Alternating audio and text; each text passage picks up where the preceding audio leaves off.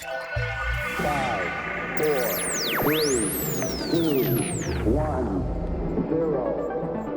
Bienvenue dans Objectif Tech, un podcast de Capgemini France.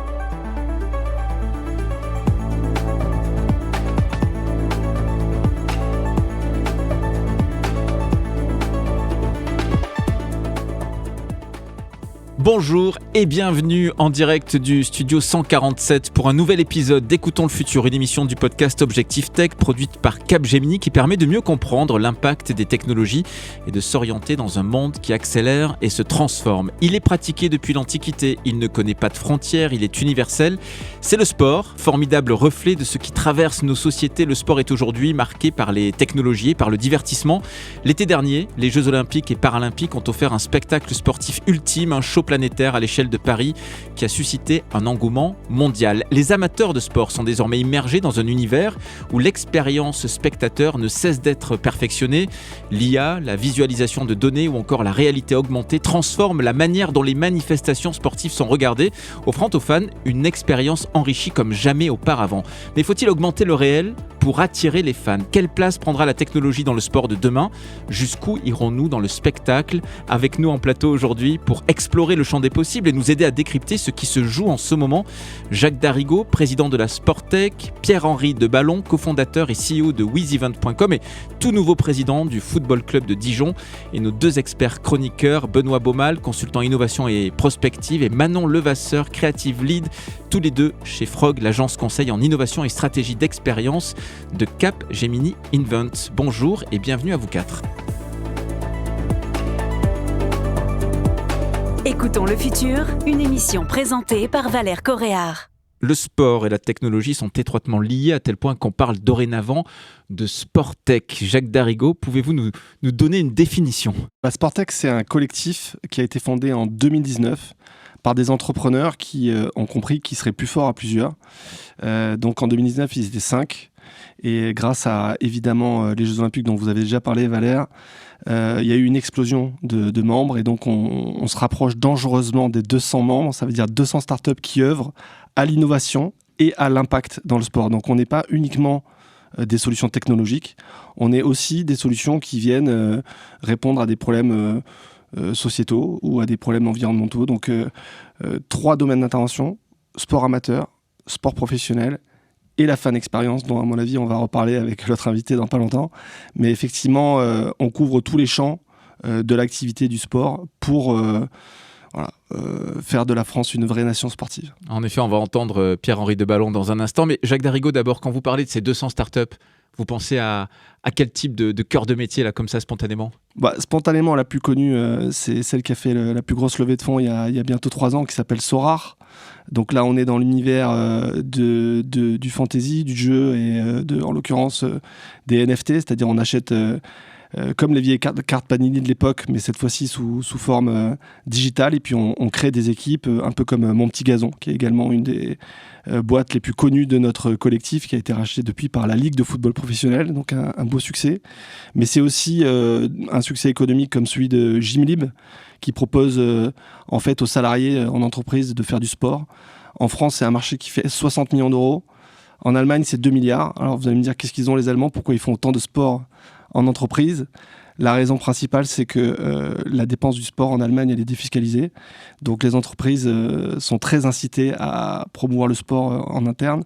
En France, on a encore un peu de chemin à parcourir, mais on est sur la bonne voie et on a des boîtes comme Gymlib qui ont levé 200 millions l'année dernière avec leurs voisins allemands avec qui ils ont fusionné. Donc c'est des boîtes comme ça, je pourrais en citer 200, mais on va s'arrêter à celle-là. Pierre-Henri Deballon, qu'est-ce qu'on peut attendre de l'innovation dans le sport ? Je pense déjà que le sport, c'est un formidable terrain de jeu pour lancer des innovations. C'est-à-dire qu'au-delà de ce qu'on peut attendre du sport et ce qu'on connaît habituellement, et notamment on a l'image de la Formule 1, où les innovations commencent par le très haut niveau, puis après redescendent dans nos voitures de tous les jours et donc redescendent aussi dans le sport amateur.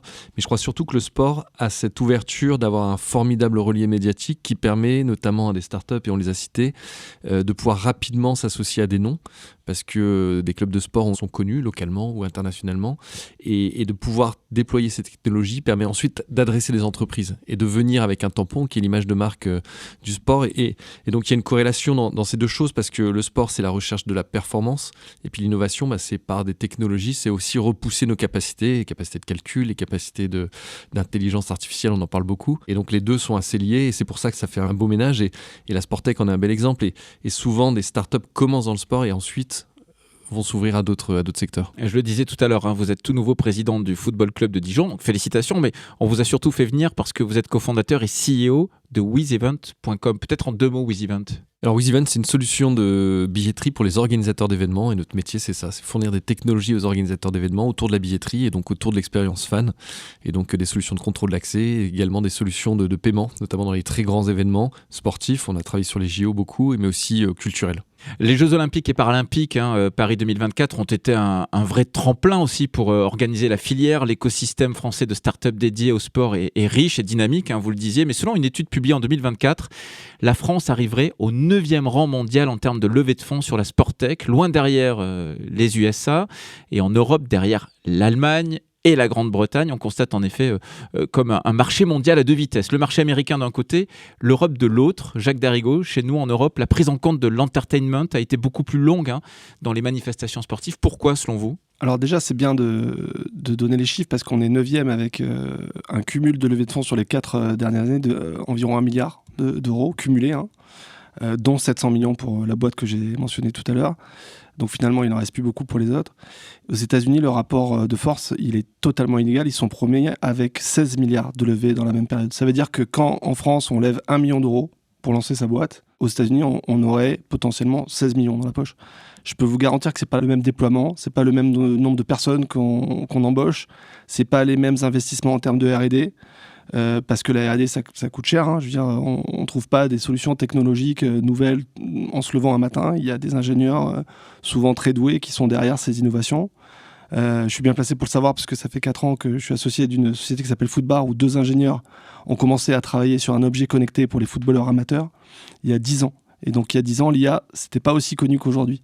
Donc ça prouve qu'il faut des génies. On a des génies à la française, on en a beaucoup. Et c'est vrai qu'on manque de financement. Donc c'est bien de parler de ces chiffres-là. Ça bouge parce qu'il y a de plus en plus de fonds dédiés à la Sportech. Je pense notamment à C-Venture, qui est une filiale de Natixis, qui a investi dans beaucoup de boîtes françaises. Je pense aussi à un fonds qui s'appelle SLAM, où des sportifs de haut niveau se sont engagés, comme Pierre Gasly ou Raphaël Varane. Je pense à Teampact, qui a été fondé par quasiment que des anciens sportifs.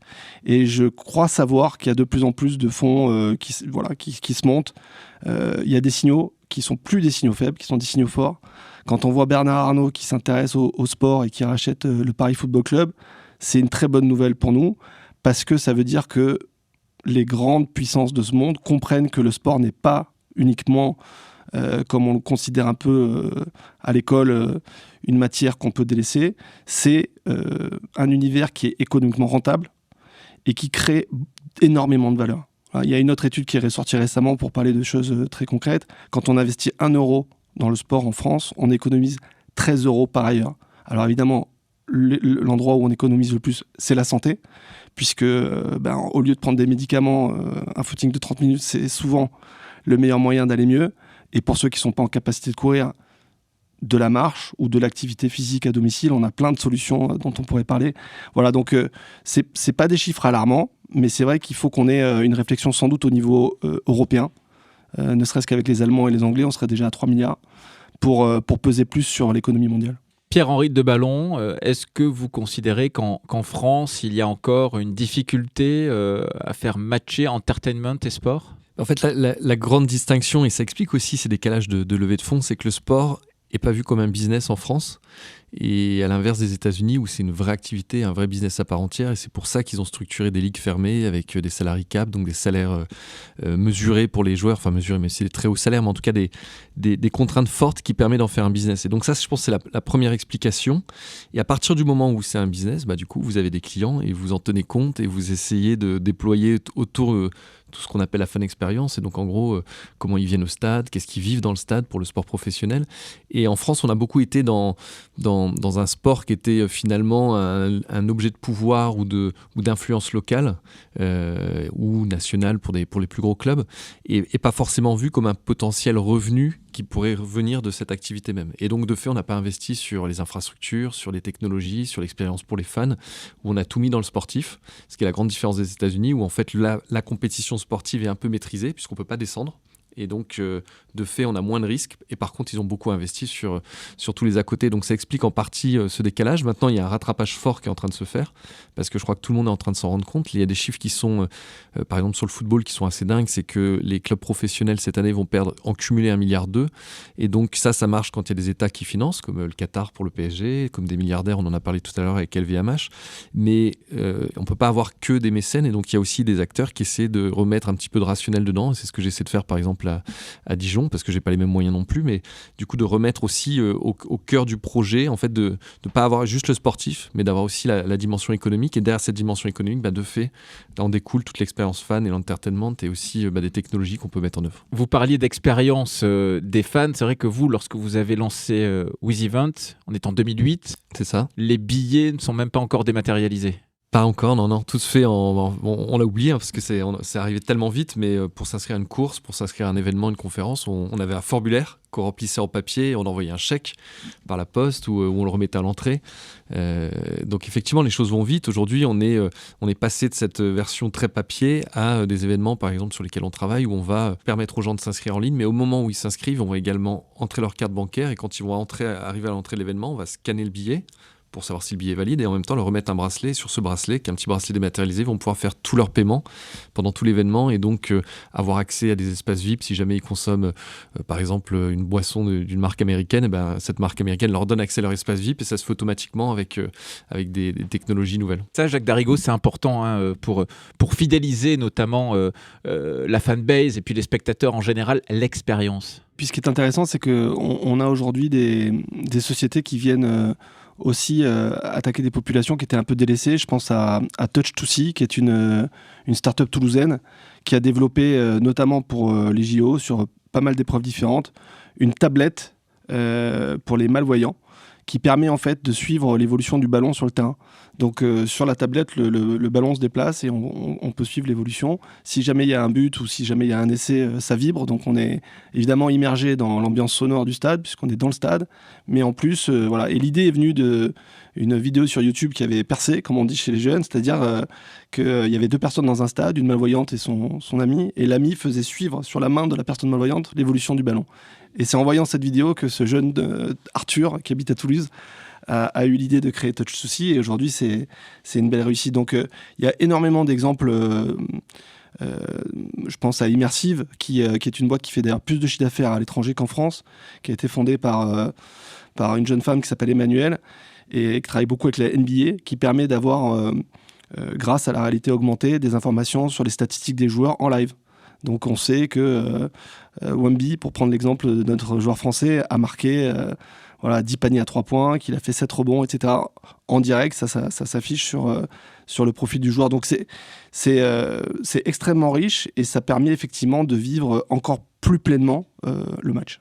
Pierre-Henri Deballon, on parlait tout à l'heure d'expérience. Effectivement, vous nous expliquez ce bracelet, par exemple, il y a votre carte bancaire, etc. Mais tout ça, c'est de la data qui va vous aider sans doute à imaginer des nouveaux dispositifs.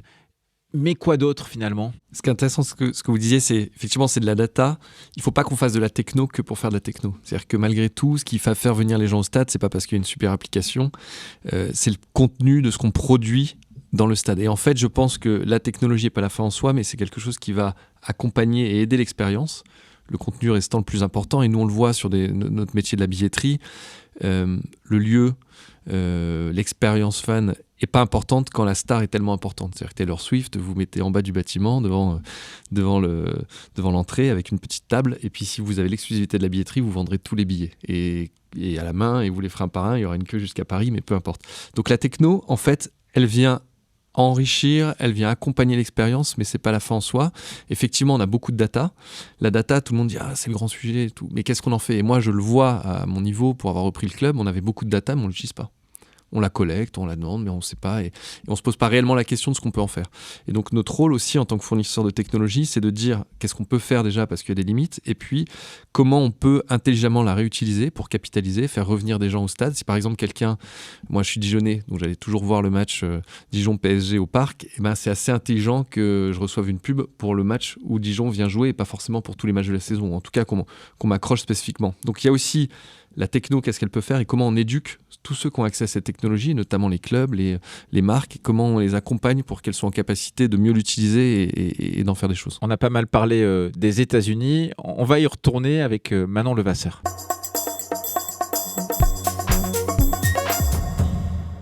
Manon Levasseur, vous êtes Creative Lead chez Frog. Vous vouliez nous parler d'une solution technologique que Capgemini a mise en place pour l'America's Cup, Winsight IQ, dont la promesse est de rendre visible l'invisible, à savoir le vent, c'est-à-dire. Avant de commencer, je vais dire 2 mots sur l'America's Cup, pour ceux qui ne connaîtraient pas. Du coup, l'America's Cup, c'est une des compétitions sportives les plus spectaculaires et vraiment les plus prestigieuses au monde. On l'appelle souvent la Formule 1 des mers, d'ailleurs. Et c'est en fait des équipes de marins qui vont être sur des yachts ultra sophistiqués et ultra rapides et qui vont s'opposer en fait dans des régates. Et dans ces courses, il y a un élément qu'on ne voit pas vraiment, c'est le vent. Du coup, ce n'est pas visible à l'œil nu, mais c'est un élément qui est très très important dans ces courses. Et avec Winsight IQ, en fait, du coup, ce qu'on a voulu faire, c'est de rendre en fait ce sport qui est assez technique et assez complexe, vraiment accessible à tous. Pour ça, en fait, on va venir révéler les forces invisibles qui façonnent ces courses. Quel est l'impact pour le spectateur ? Alors, l'impact principal pour le spectateur, c'est que ça va vraiment finalement transformer la façon dont il va vivre cette course. Déjà, on va venir recréer une tension un peu permanente. Quand on est novice, quand on n'est pas vraiment professionnel de la navigation, c'est assez facile en fait de se perdre dans une course de yacht parce qu'on ne voit pas, par exemple, la vitesse réelle des bateaux, parce qu'on ne va pas comprendre toutes les stratégies derrière chaque manœuvre. Et du coup, en fait, avec nos outils, avec cet outil Winsight IQ, chacune des rafales de vent, chacun des changements de direction ou même en fait des moments où il n'y a pas de vent du tout, vont devenir justement visibles pour les téléspectateurs et aussi pour les broadcasters. Et du coup, ça va vraiment leur permettre en fait de venir comprendre les choix stratégiques des équipes et de venir les expliquer. Le spectateur, lui, va comprendre finalement ce qui se joue en temps réel. Oui, donc si je comprends bien, vous êtes créateur de spectacles dans ces cas-là précis. On est créateur de spectacles, on est surtout là aussi pour vraiment en fait enrichir le récit, donner des outils aux commentateurs. On est là pour ramener finalement de l'émotion, ramener de l'explication parce qu'on va aussi avoir par exemple des bateaux fantômes qui vont venir en réalité augmentée, tout comme le mapping du vent en temps réel, c'est de la réalité augmentée aussi. Des bateaux fantômes en fait qui vont venir décrire et anticiper, montrer les stratégies, montrer les directions futures en fait des équipes.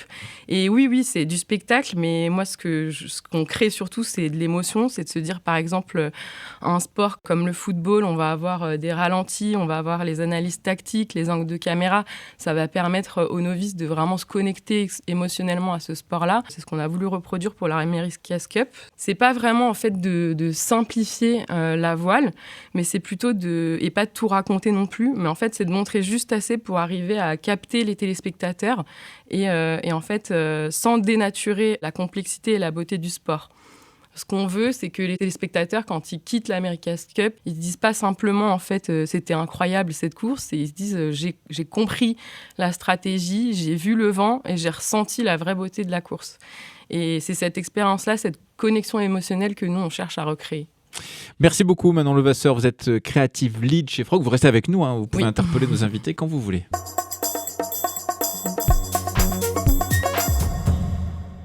En parlant d'expérience justement pour la nouvelle génération de mordus de sport, assister à un match ou à une compétition en étant simplement assis dans un stade, c'est peut-être plus suffisant. Selon une étude de Capgemini Research Institute datée de 2023, seuls 17% des moins de 25 ans ont déclaré s'être rendus sur un site sportif en 2023. Aussi, 69% des fans de sport préféreraient regarder les matchs et performances sportives en dehors du lieu de performance et surtout les plus jeunes générations. Jacques Darigo, derrière sa télé, comment est-ce qu'on peut participer aujourd'hui ?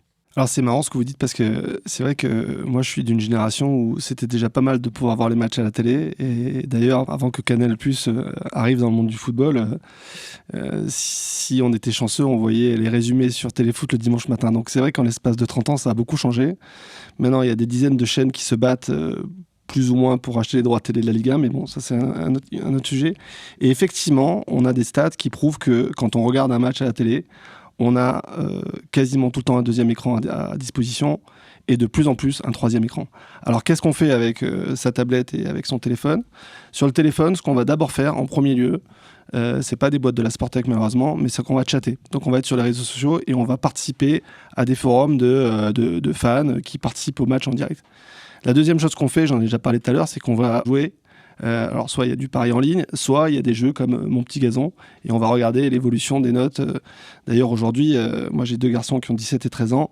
À la fin d'un match, pour apprécier la qualité de la performance des joueurs, on ne se sert plus des notes de l'équipe le lendemain matin, on se sert de la note Sorare, de manière très objective. Pas que les notes des journalistes soient pas bonnes, hein, mais voilà.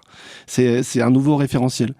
Au même titre que dans le nouveau référentiel, on peut citer un exemple du jeu FIFA, qui a décidé d'appeler par exemple un attaquant un BU, ça veut dire buteur, et donc les jeunes entre eux ils parlent de BU, ils parlent de DC pour défenseur central, et la nouvelle génération sur ce deuxième et ce troisième écran, ils vont faire des jeux, ils vont chatter avec leurs potes et vivre l'expérience de manière encore plus totale. Pierre-Henri Deballon, quelle est la différence selon vous entre un supporter et un spectateur ? S'il y en a une. Il y en a une clairement, et puis ça rejoint un peu, pour rebondir aussi sur ce qui était dit avant, sur ma volonté en tout cas de faire revenir les gens dans les stades. Et parce que évidemment la technologie elle est là, elle évolue, elle permet de vivre d'autres choses et de partager, mais au fond les émotions, la chaleur d'un public, les chants, les tribunes qui vibrent, l'odeur des frites, toutes ces choses-là, on les vit que sur place. Et ce qui est assez ambivalent, c'est que le sport n'a pas réussi à prendre cette bascule parce que dans le même temps, on a une sorte de désamour et on le disait avec les chiffres que vous évoquiez sur le sport et la présence dans des stades. Mais à l'inverse, sur la culture, sur l'entertainment, aller à un festival où finalement l'objet change, au lieu de voir des sportifs, on va voir des chanteurs.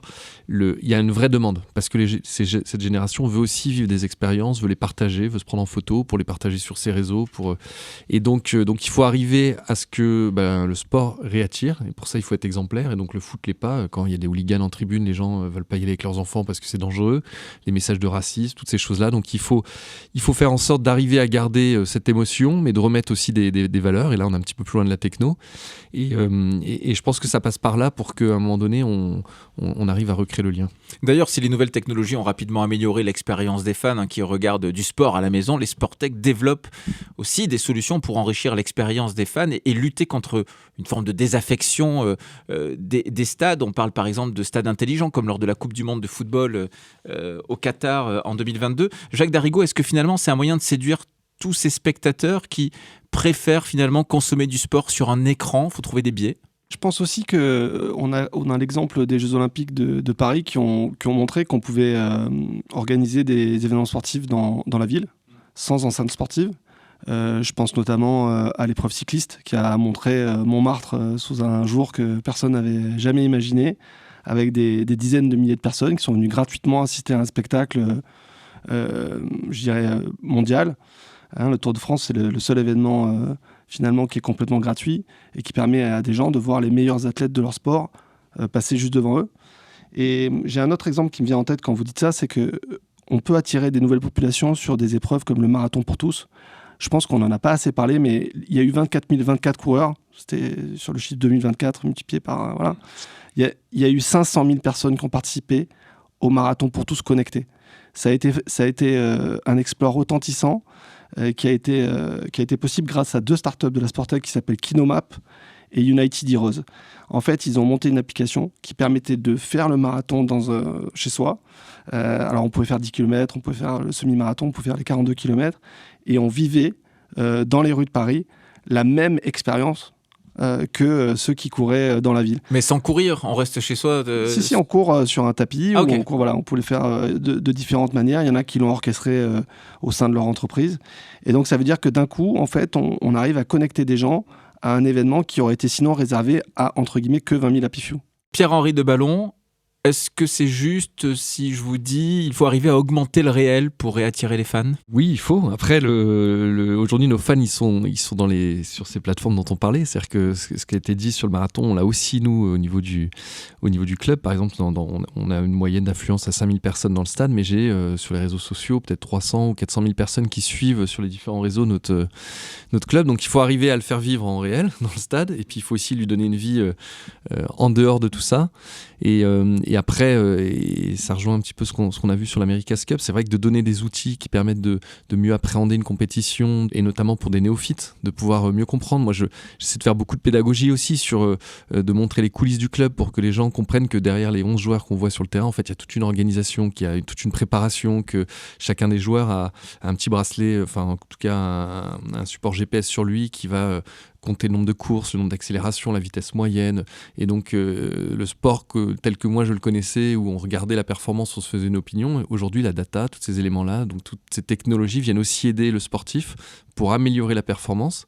Et on le sait, et j'ai beau essayer de mettre tout en œuvre pour que ce soit délié du sportif, mais on sait qu'on remplit un stade si les résultats sont là. Mais on remplit quand même des stades de foot. Pourquoi le foot en particulier ? Pourquoi certains sports, selon vous, sont aussi populaires par rapport à d'autres qui restent, sinon dans l'ombre, moins populaires ? Je pense que le foot, il y a quelque chose d'assez simple, c'est que enfant, on a tous joué avec une boule de papier et on tape dedans, et puis c'est un sport assez simple qu'on peut partager à plusieurs. Donc ça, je pense que c'est ce qui en fait la simplicité. Le rugby, c'est un peu plus compliqué, il faut des poteaux. Enfin, il y a beaucoup de sports qui demandent plus d'infrastructures, et le foot a quelque chose d'universel. Et puis c'est un réflexe presque humain, j'ai envie de dire, de taper avec son pied dans ce qui est devant nous. Donc ça, je pense que ça joue. Et après, dans l'imaginaire collectif, il y a aussi beaucoup d'histoires qui sont ancrées et qui du coup créent ces réflexes. Derrière la tech, il y a quand même la réalité à un moment donné. Et cette réalité, c'est quand même qu'on a aussi besoin d'un sport spectacle. Jacques Darigo, selon vous, quel est l'imaginaire qui vient derrière le sport ? Moi, c'est sûr qu'il y a la dimension de rôle modèle des athlètes de haut niveau. Je crois qu'aujourd'hui, évidemment, les sportifs les plus connus en France, c'est souvent les footballeurs. On a quand même 2 pilotes de Formule 1 qui sont français, quasiment 3 si on intègre Charles Leclerc qui est monégasque. Voilà, donc il y a des sports qui sont plus visibles que d'autres. Moi, ce que j'aimerais noter, c'est que pendant les Jeux Olympiques, on a vu de nouveaux athlètes émerger sur des sports qui sont assez confidentiels. Et il y a eu pas mal de marques qui sont venues sponsoriser des athlètes dans des sports où ils n'étaient pas présents avant. Ce qui compte aujourd'hui, c'est que ceux qui font du canoë, ceux qui font de la gymnastique, ceux qui font du rugby à 7 féminin, par exemple, pour prendre ces exemples-là, ils soient soutenus sur la durée. Et pas que tous les 4 ans quand on les voit à la télé pendant les Jeux Olympiques. Parce que ce sont des athlètes qui n'ont pas forcément la possibilité de vivre, en tout cas de gagner leur vie pour faire uniquement leur sport. Donc ils ont souvent à minima un double cursus. Et pourtant, c'est des héros quand même. Parce que quand ils ramènent une médaille à la France, on est bien content, que ce soit pour les Jeux Olympiques ou les Jeux Paralympiques. Voilà, donc je pense que la starification, notamment des joueurs de foot, elle va rester.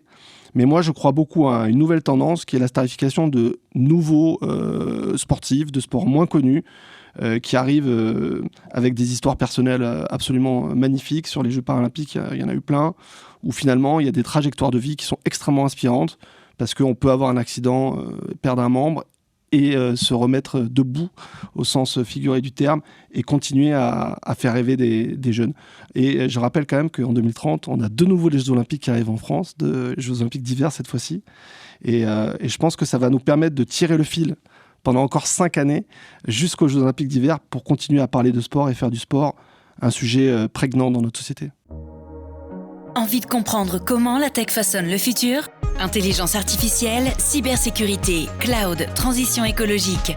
Nos experts, clients et partenaires vous donnent les clés pour libérer la valeur de la technologie. Objectif Tech, le podcast de Capgemini. Abonnez-vous. On va rejoindre dans un instant Benoît Baumal qui va nous parler sport amateur. Rebonjour Benoît Baumal. Bonjour. Vous êtes senior consultant innovation et prospective chez Frog. Alors vous avez travaillé sur cette thématique du sport amateur.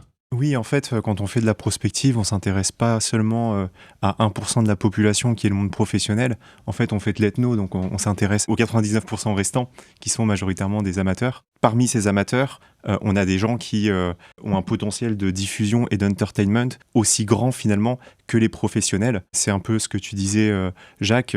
Les gens, ils ont besoin qu'on leur raconte des histoires inspirantes. Et dans le sport amateur, on a des gens à qui on peut s'identifier et qui vont pouvoir diffuser via les réseaux sociaux leurs expériences.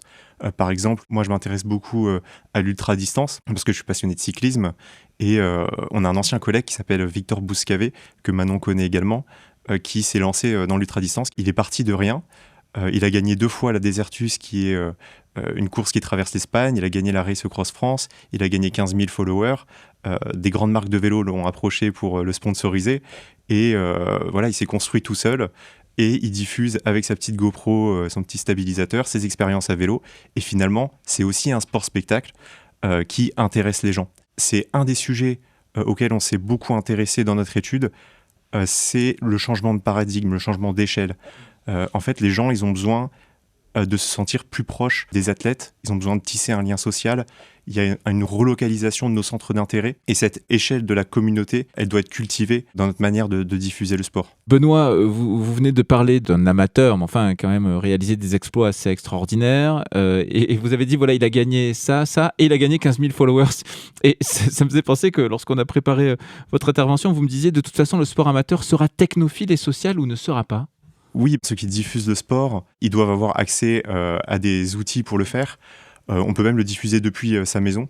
On a une démocratisation des outils tels que Zwift qui permettent de faire des exploits à la maison. On a des championnats du monde de Zwift qui propulsent aussi des gens au sommet. Je prends l'exemple de Jane Vine, c'est un cycliste australien qui, pendant le Covid, a profité entre guillemets des restrictions pour s'entraîner comme un pro, à une période où c'était perturbé dans le monde professionnel. Et finalement, on voit un petit peu la limite. Quelqu'un qui est amateur, qui s'entraîne comme un pro, et qui se fait détecter ensuite par une équipe professionnelle pour atteindre les sommets et devenir un cycliste professionnel qui fait le Tour de France. Donc l'accès à la technologie permet de propulser aussi des amateurs dans le milieu professionnel.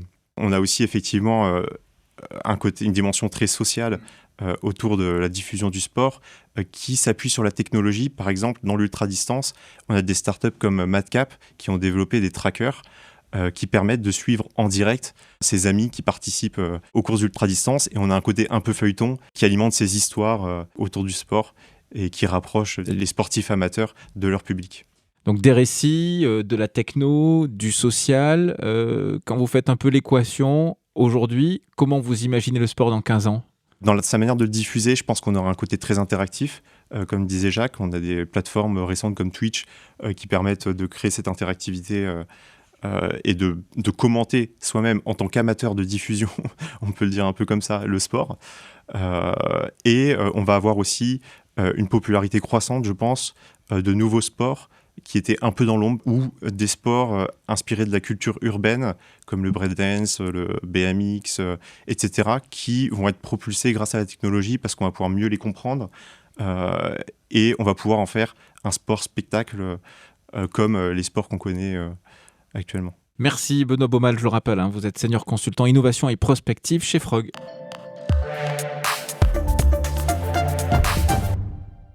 Oui, on disait dans 15 ans justement, notamment face à des enjeux sociétaux et environnementaux.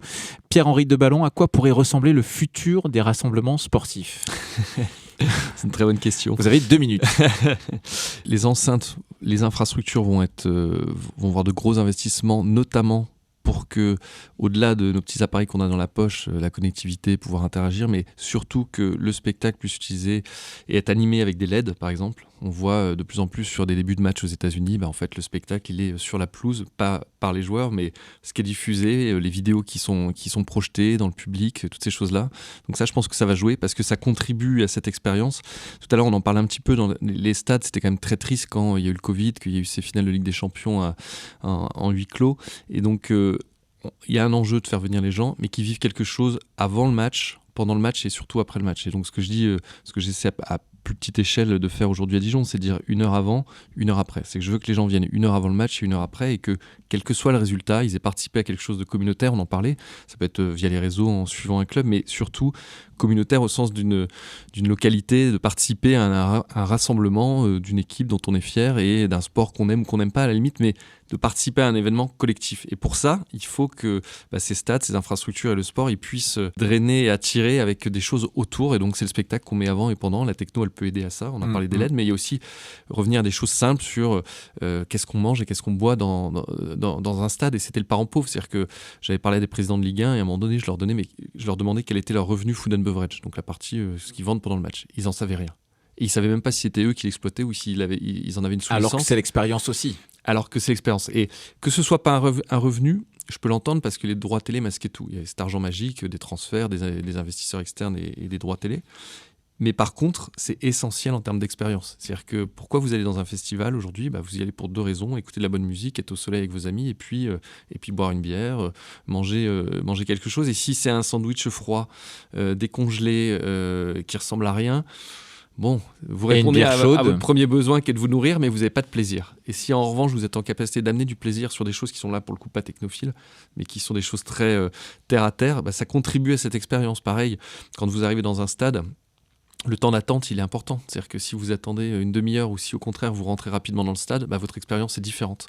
Et vous allez passer plus de temps à consommer, à échanger, et ainsi de suite. Donc je pense que le sport va s'adapter à ça, à ses clients finalement. Et les droits télé, parce qu'on masquait tout ça, parce que finalement il y avait des gens chez eux, on en parlait, qui regardaient, qui apportaient beaucoup d'argent à ces clubs. Et finalement dans le stade, vous pouviez être médiocre. Alors qu'en réalité, je pense qu'il faut attirer les gens via une belle expérience pour que ce spectacle soit beau et qu'il puisse être vendu. C'est intéressant ce sujet financier parce qu'effectivement le modèle économique d'un club c'est essentiel. Jacques Darigo, on pourrait imaginer que demain la tech, peut-être déjà aujourd'hui d'ailleurs, soit un levier de changement des modèles économiques et que ça apporte véritablement des sources de revenus non négligeables. On avait plutôt vu des investisseurs étrangers jusqu'à présent arriver dans le foot français, qu'ils soient américains, chinois ou qataris, qu'on puisse enfin avoir des succès économiques retentissants dans l'économie du sport qui permettent de réinjecter des sous, en l'occurrence dans cet exemple-là, dans le foot professionnel, c'est magique. C'est magique et c'est une très bonne nouvelle. Pourquoi c'est une très bonne nouvelle ? Parce que les investisseurs qui viennent de l'étranger, moi j'ai connu l'arrivée d'investisseurs américains au Girondins de Bordeaux en 2019,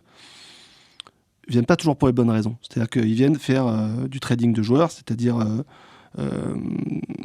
dégager des marges financières sur l'achat et la revente de joueurs.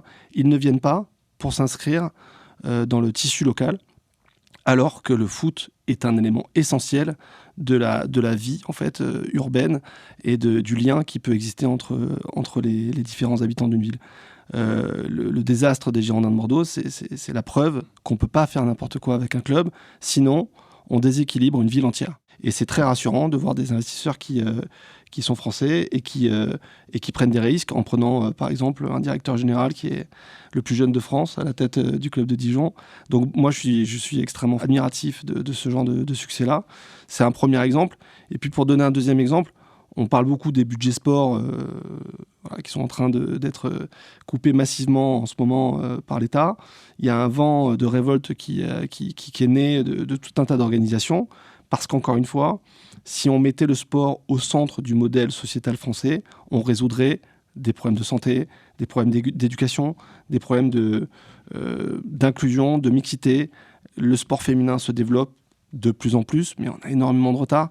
Donc il faut voir le sport comme un axe de développement économique, mais pas que. C'est une dernière question que je vous pose à tous les deux. Vous parlez de la place du sport dans la société. On sait que cette place, elle est notamment regardée, je pense à l'État, par le prisme de l'audience, par le prisme du fait de fédérer les gens, les citoyens, les administrés et in fine les électeurs, disons-le. Vous pensez que les outils avec lesquels vous travaillez de la tech pourraient, dans 10, 15 ans, permettre de fédérer et de redonner ou de donner une place au sport dans la société comme vous l'entendez ? Je réponds très rapidement sur l'exemple de football parce que nos capteurs autour d'un mollet, c'est vrai qu'il y avait une question d'engagement. Les gens disaient, ils vont le mettre 3 fois et puis après, ils vont arrêter. L'année dernière, on a fait un test sur la ville de Bordeaux où j'habite et on s'est rendu compte que sur un tournoi qui est organisé par un jeune entrepreneur de 21 ans qui s'appelle Guillaume Cascara, le tournoi s'appelle Exacup. C'est grosso modo pour aller contre le modèle des clubs amateurs où parfois les jeunes ne s'y retrouvent plus. À 15 ans, malheureusement, il y a un gros décrochage chez les garçons. À 13 ans, chez les filles, on voit une désaffection des clubs parce que soit ils se rendent compte qu'ils ne seront pas professionnels, soit ils sont un peu maltraités par leur coach. Bon, il y a plein de raisons. Et lui, il a dit il faut que on retrouve sur les terrains publics des matchs faciles. Donc c'est un peu le Tinder du foot, pour faire simple. Et on a vu que grâce au capteur Footbar, les joueurs habituellement le portaient 2-3 fois dans la semaine. Ils le portaient tous les jours. Ça veut dire qu'on a réussi à augmenter la pratique sportive des enfants et des adolescents dans ce cas précis. Voilà, donc en fait, pourquoi ça change tout ? Parce qu'aujourd'hui, il y a des cardiologues qui nous alertent sur la santé de nos enfants et qui nous expliquent qu'ils ont des maladies cardiovasculaires 20 ans plus tôt qu'avant, parce qu'ils ne font pas assez de pratique physique régulièrement.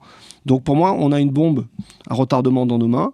Soit on n'en fait rien, soit on développe des innovations pour coller aux attentes de la jeune génération et leur donner envie de se remettre au sport.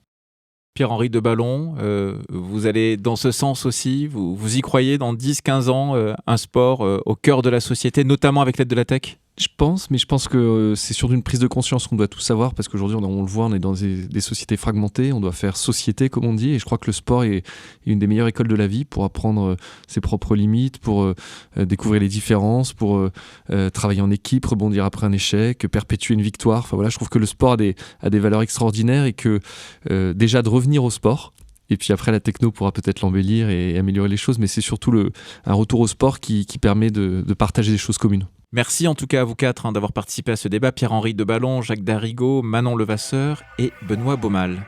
C'est la fin de cette discussion passionnante. Si vous appréciez l'émission, pensez à vous abonner, laisser des étoiles sur vos plateformes de streaming préférées, à partager aussi cet épisode avec votre entourage. Nous n'avons probablement pas répondu à toutes les questions que vous vous posez, mais on a pu pendant 1 heure débattre, définir ou encore rêver autour du futur.